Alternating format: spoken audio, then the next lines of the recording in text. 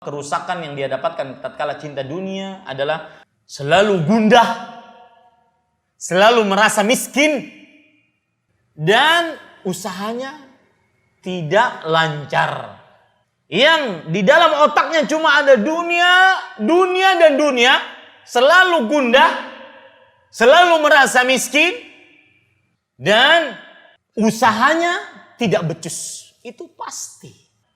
Lihat para ikhwan yang dirahmati oleh Allah Subhanahu wa taala, dalam hadis yang diriwayatkan oleh Imam Tirmidzi, Nabi Muhammad sallallahu alaihi wasallam bersabda, "Man asbaha dunya akbar hammih." Siapa yang menjadikan dunia tekadnya yang paling besar, maka Allah Subhanahu wa taala akan menghancurkan usahanya dan menjadikan kefakirannya di depan kedua matanya. Selalu seperti itu.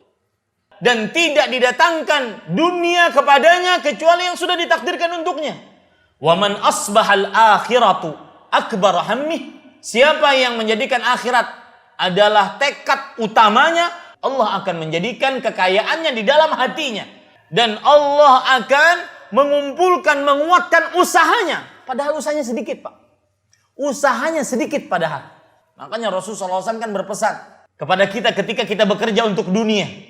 Beliau mengatakan, takwa kepada Allah, perbaiki hubungan Anda dengan Allah, dan usaha yang baik. Dan takwa mempunyai persentase yang lebih besar dibandingkan usaha itu. Ingin tahu contohnya? Contoh nyata. Orang yang bertakwa dengan usaha yang sedikit akan menghasilkan yang banyak. Usahanya sedikit. Bahkan mungkin secara kasat mata, secara ilmu perdagangan tidak mendatangkan apa-apa. Lihat Maryam alaihissalam. Maryam ketika sudah melahirkan, atas kesabaran beliau mendapatkan takdir Allah. Beliau harus puasa. Beliau harus tidak berbicara dengan orang. Beliau harus dituduh sebagai wanita pezina. Tapi beliau sabar. Takwa kepada Allah. Ahli ibadah kepada Allah. Tatkala sudah melahirkan, diusir dari kampungnya, kemudian membawa bayinya. Orang yang baru melahirkan itu lemah. Lemah selemah-lemahnya.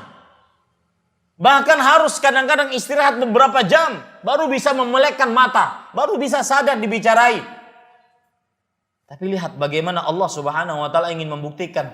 Dengan takwa maka akan menghasilkan hal yang luar biasa. Surat Maryam, surat ke-19 ayat 25. Allah Subhanahu wa ta'ala berfirman, wanita yang lemah tersebut, yang baru melahirkan tersebut, disuruh oleh Allah Subhanahu wa ta'ala, goyangkan pokok pohon kurma.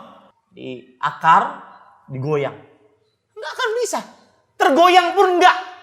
Bidhid'in nakhlah. Tetapi akan turun, jatuh buah-buahan kurma yang masak. Begitu ketika ketakwaan dibarengi dengan usaha. Porsi takwa lebih besar dibandingkan usaha akan mendatangkan hasil yang besar. Dan kenapa turun rutab? Dijelaskan di dalam tafsir Imam Ibnu Katsir rahimahullahu ta'ala. Makanan yang paling bermanfaat untuk wanita yang menyusui. Lihat, subhanallah. Ini pelajaran menarik para ikhwah. Orang yang usaha dibarengi dengan takwa. Takwa porsinya lebih besar dibandingkan usahanya. Dia akan diberikan oleh Allah rezeki yang memang cocok untuk dia. Ini indahnya. Orang yang selalu kehidupannya ingat akhirat. Bukan hanya cinta dunia.